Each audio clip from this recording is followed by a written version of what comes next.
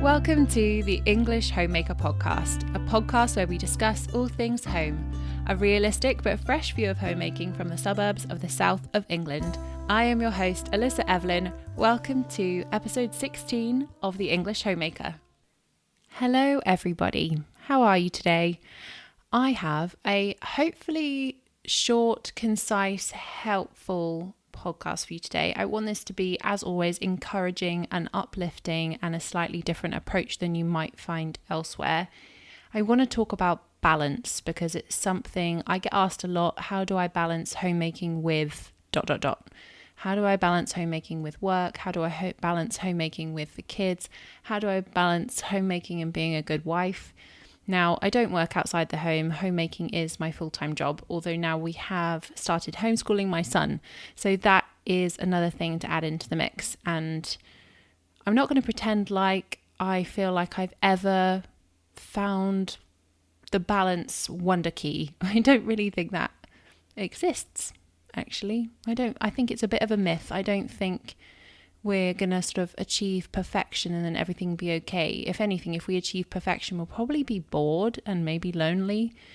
And I don't know, I kind of like the wonderfulness that is just life. And life does throw things at us all the time, whether that's something's broken on the dishwasher, or maybe your husband has to work later than you thought, or maybe your kid comes home from beavers and has a temperature. There are so many different things that life can throw at you, and those ones are just really small ones. We don't even need to go into the big ones that you might hear about, like big news items or big family news that can really, really rock the boat for more than just an hour or a day or a week, and bigger things that we're all dealing with. And we are all dealing with them. We are all human and we all have things going on in the background, and we're all trying to juggle and balance these things. One of the things I don't really like about the word balance and juggle is that it kind of has all these negative connotations, that kind of like survival mindset, that kind of we're drowning in laundry, we're drowning in washing up kind of sentiment, especially when it comes to homemakers. And I think there are things that we can do about that. But the first thing that we do have to do is shift our mindset and be in a good place about that. I think there's probably a lot I could say. There's certainly a lot I have said in previous podcasts about mindset. What if simply, as a starter for 10, we understood that the opposite of balance was variation, variety, the fact that things flow in seasons naturally in the world anyway. That's something that I have really been kind of understanding a lot more lately, and that especially kind of came to me a lot on Instagram at the turn of the new year, that a lot of people were saying this is the wintering seasons. This isn't necessarily the time to be starting new projects or setting new goals. This is the time to be bedding down and just relaxing and restoring, getting ready for the next season ahead, and then maybe go with a punch in spring. There's actually a really famous quote in the Bible, which is from Ecclesiastes 3, and it says, "For everything there is a season, and a time for every matter under heaven, a time to be born and a time to die, a time to plant and a time to pluck up what is planted, a time to kill and a time to heal, a time to break down and a time to build up, a time to weep and a time to laugh, a time to mourn and a time to dance, a time to cast away stones and a time to gather stones together, a time to embrace and a time to refrain from embracing." And that is something that I think a lot of people know because it's been in movies. People say it at funerals. There is a time for all these things. And I actually think instead of trying to pretend like everything's balanced all the time, we should flow with those seasons. I think we should just embrace the roller coaster that is life, because if we keep fighting what just naturally happens, then I don't know, I think we're missing a bit of the point there. And I think there's a gracious way of doing it. Perhaps that's where sometimes it gets a bit messed up, because we've seen people do that in an ungracious or strange, not helpful way.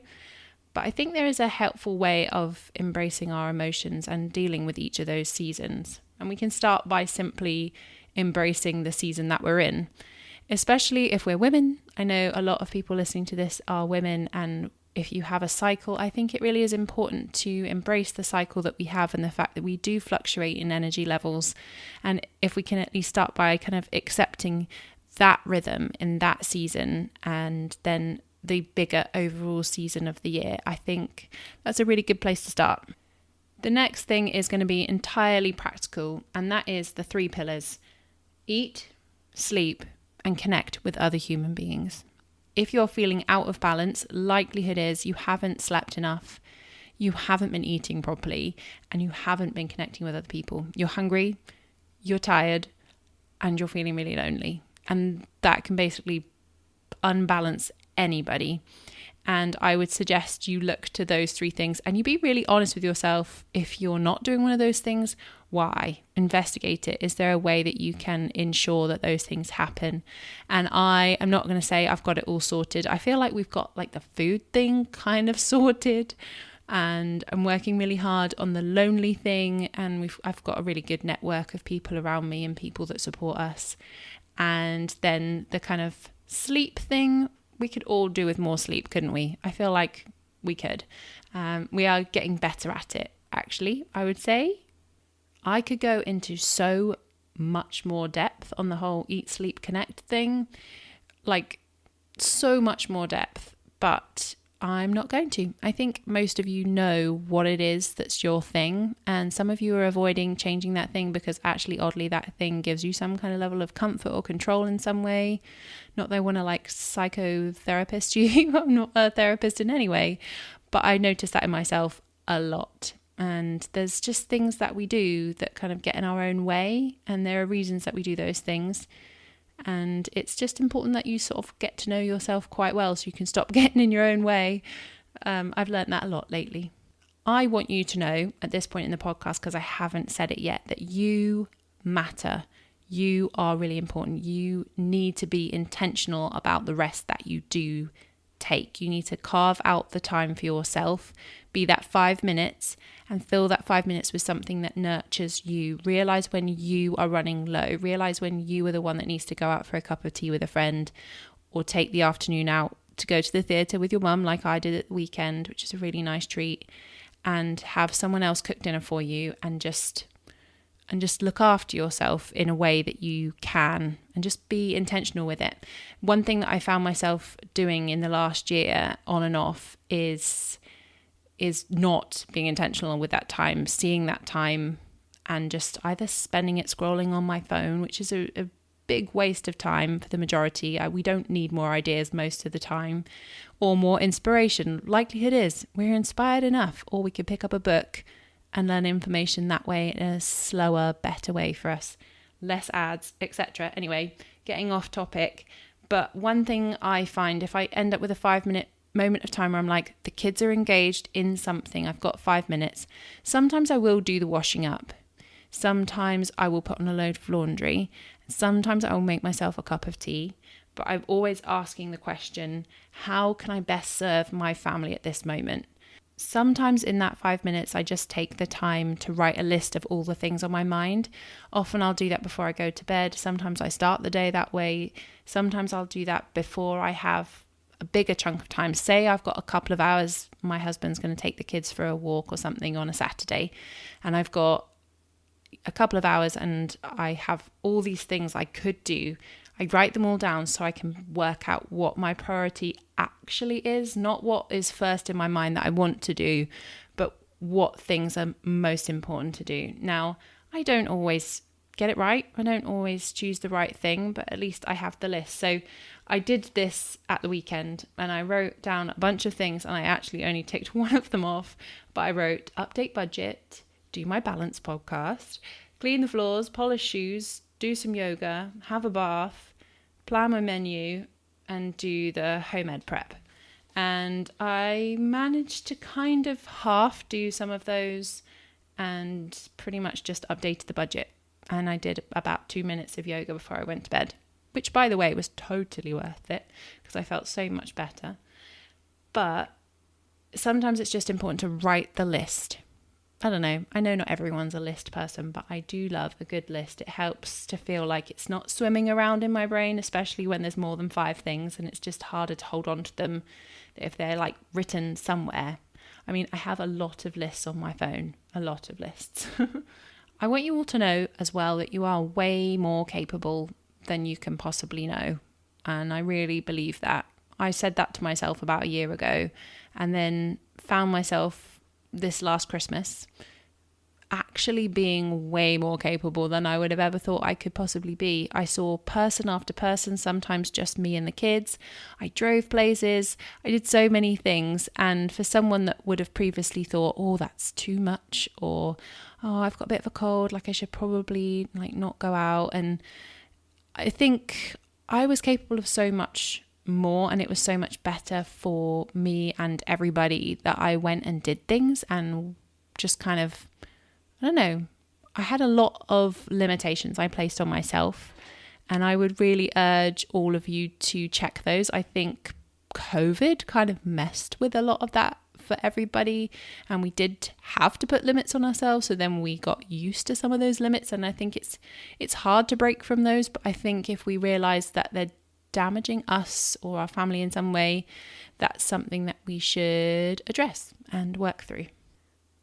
Oddly, but maybe not oddly for some of you, I think personality tests have had a major effect on me, and I've spent a lot of time kind of deconstructing those. I've always been labelled as an introvert, as a shy person, and I actually don't really think that's true. I kind of think you can be whichever you want to be, and maybe I needed to be an introvert for a while to protect myself from the scary world out there, and that's fine and okay and probably age appropriate.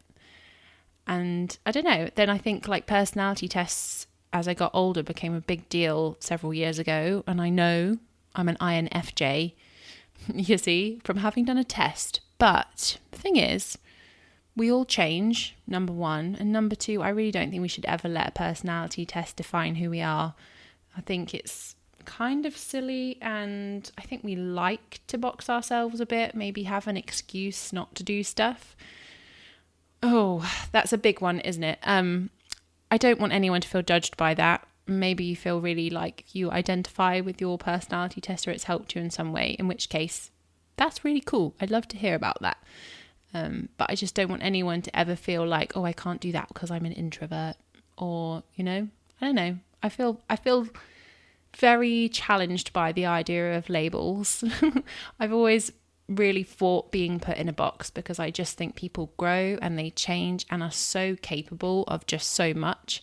And I refuse to be put in a box myself, and I refuse to put other people in a box. Another kind of mindset thing is the idea of being in an abundance mindset and a victory mindset rather than a kind of scarcity victim mindset. Both of those are kind of two separate things really, but it's again that shift. I think a lot of people work from a victim mindset and a scarcity mindset. I think we say, oh, I need to do this now just in case there isn't any more time. But if you have an abundance mindset, you can say, I've got plenty of time to achieve all the things I need to do.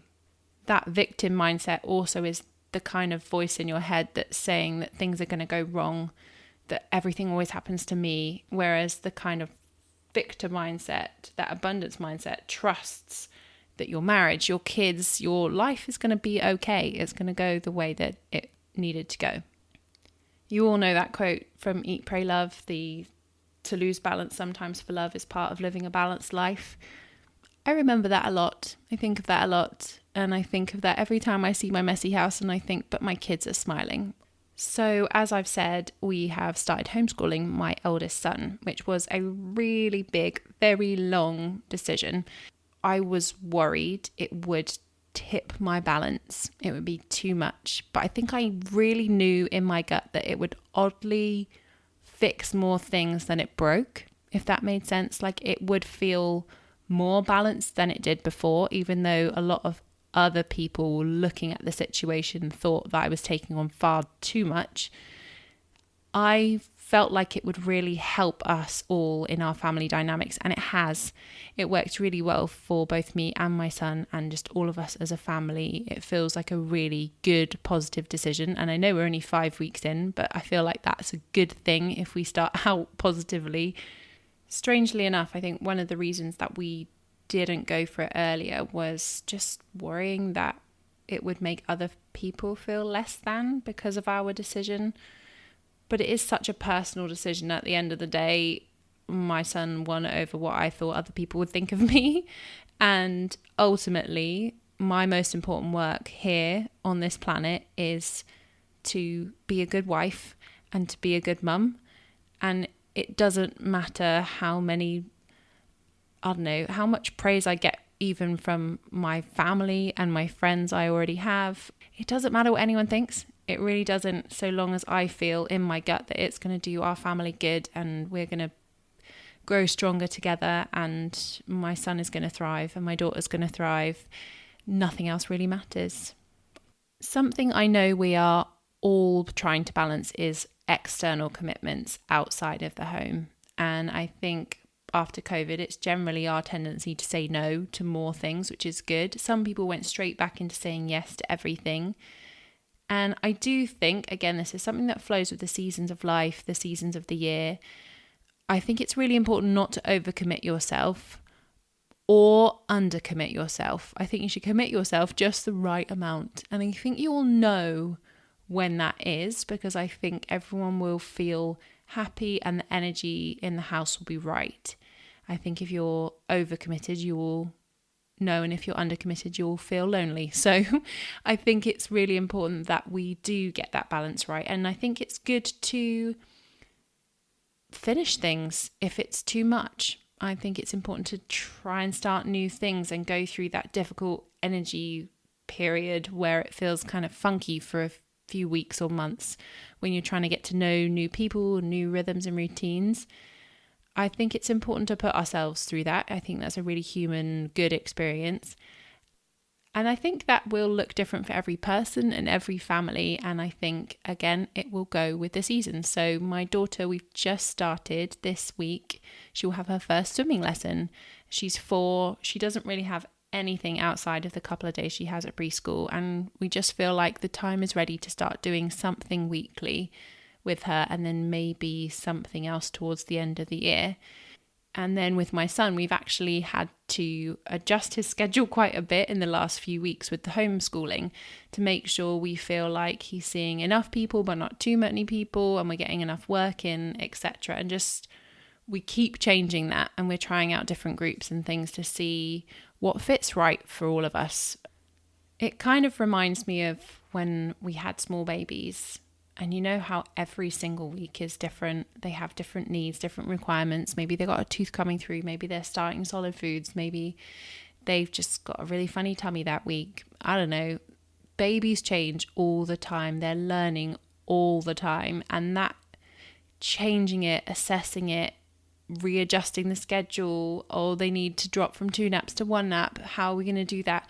All those different changes. I don't think that really stops.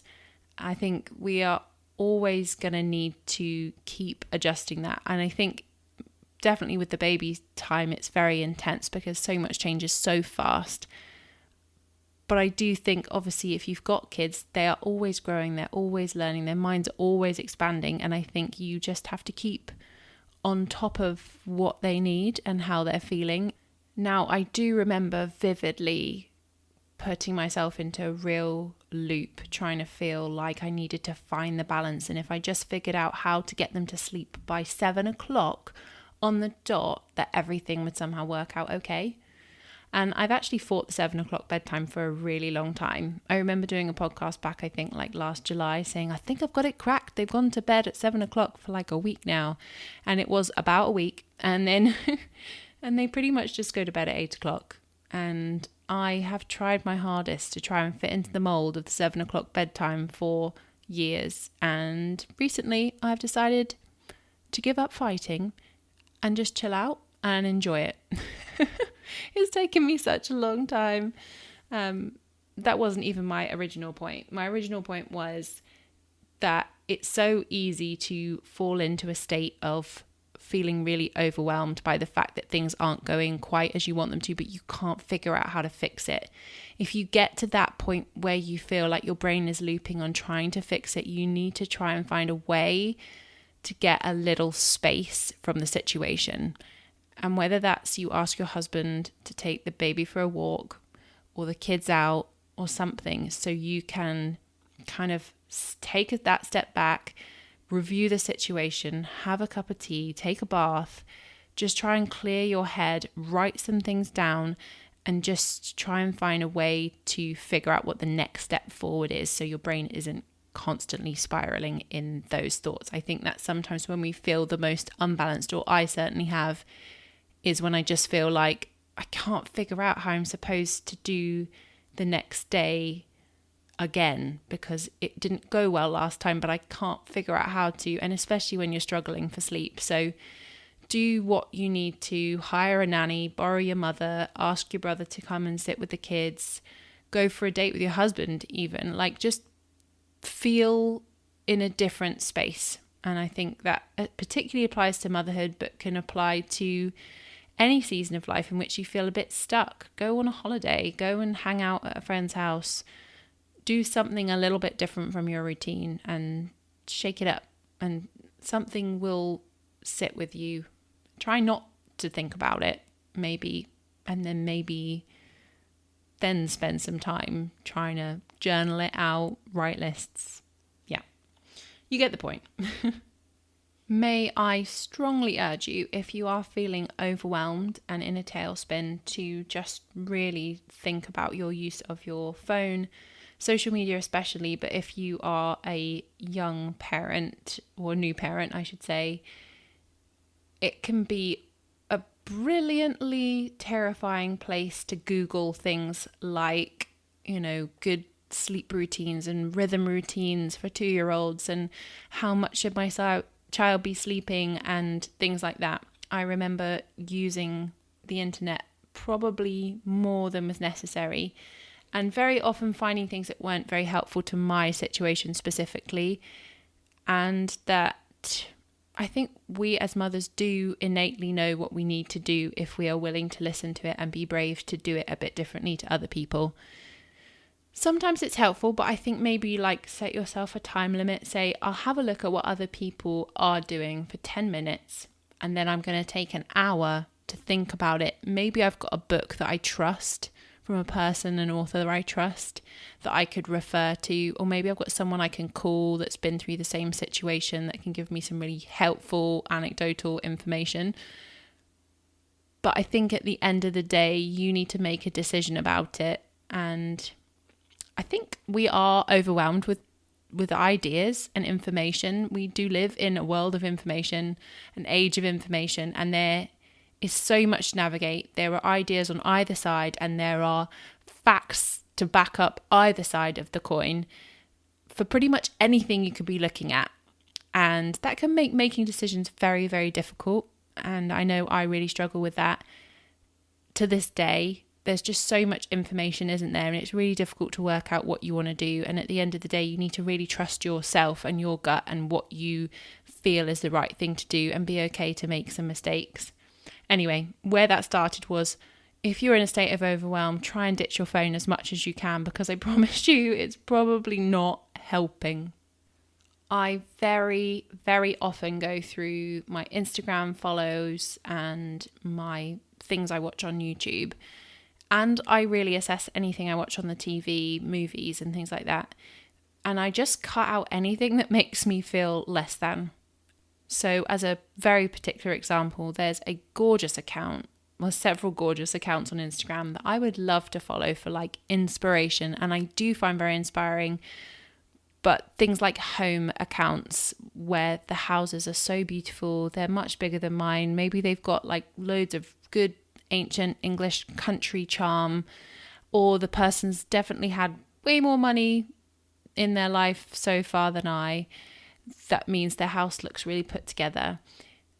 I struggle to see those, so I just don't look at them. Maybe it's an account I love and I would like to check on. Sometimes I just put it on mute, because you can do that on Instagram, or I write it down if it's something I want to go back to on YouTube, for example. But I just unsubscribe, unfollow or mute things if I feel like when I look at it I'm thinking, oh, but I wish I had, or oh, I wish I was this kind of person.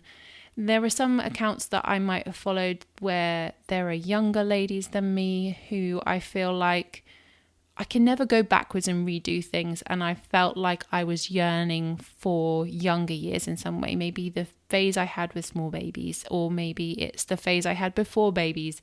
and people are adventuring and traveling places, and that just doesn't really apply to me and was making me feel less than. So I just kind of got rid of those. I think that sort of thing can hugely affect how balanced I feel in the day, because I'm feeling, if it's just me in my world and nothing else is coming into that saying I should be anything other than that, I feel great.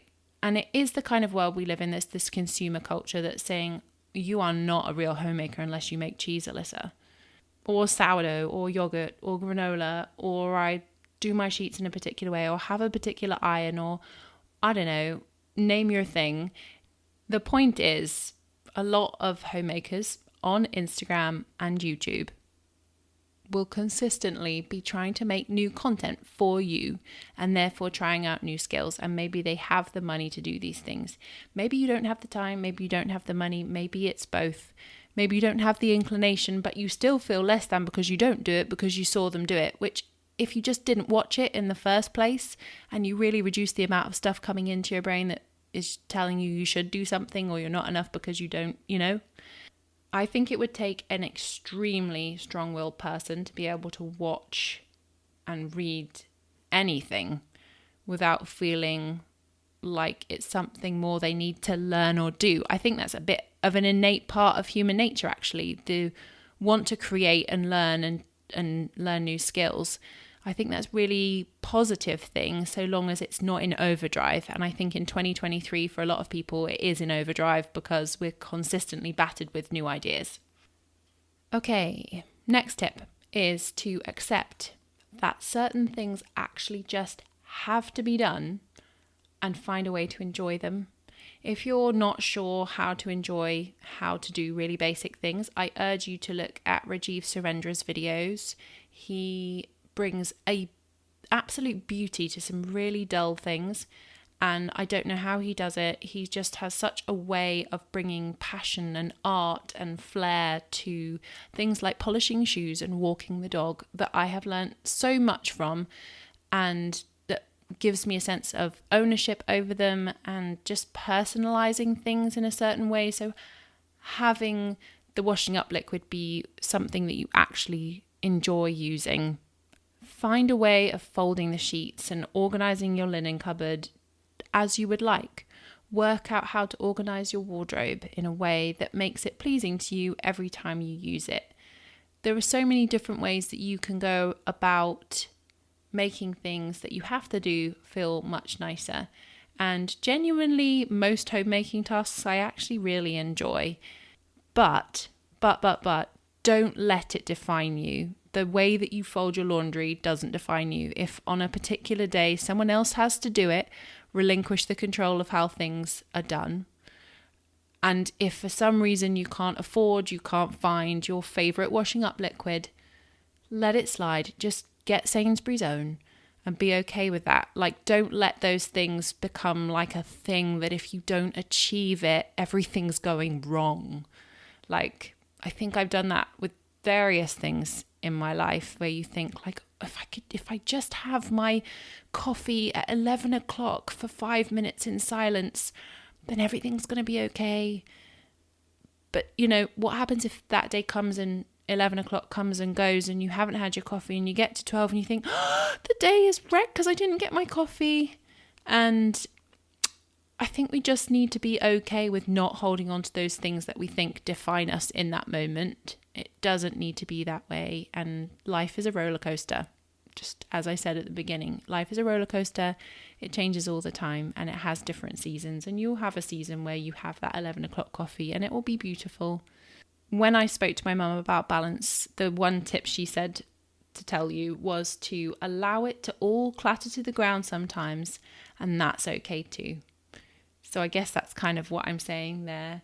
She always says your mental health, your well-being is more important than the cleanliness, the tidiness of the house, the meal being perfect. She says, make sure as well that there's at least one night in the week where you don't really have to cook, where you can all just have a really nice family time. Board games. We used to have a Friday movie night as a family when I was growing up, and Mum used to just have some really easy food that evening, and she used to just sit with us, enjoy our company, and we would all just sit and connect. And those were some really special times, and clearly very memorable for Mum because, you know, it was the end of the week and it was nice that she just didn't have to do the same old thing again and again, and it was a bit of a break from the norm.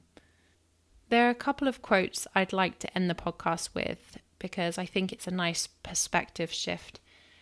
And that is, everything worth fighting for unbalances your life. I don't know who said that, but I do think that's true. And then there's a lady who I love on Instagram called Mother in the Northern Lands.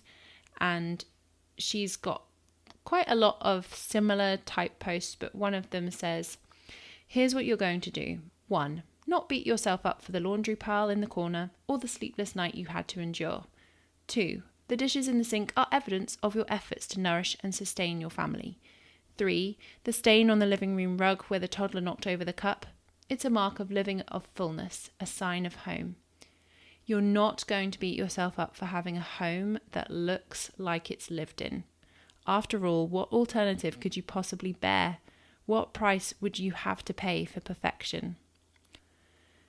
I don't think I need to say much else other than thank you so much for joining me in this podcast. I feel like I could talk about balance for probably 2 hours, or maybe even have an entire podcast about it, because it's deep and it's personal, and I'd love to be able to speak to every single one of everyone's situations. And I hope there was something that did apply to you here. I hope you did find it helpful.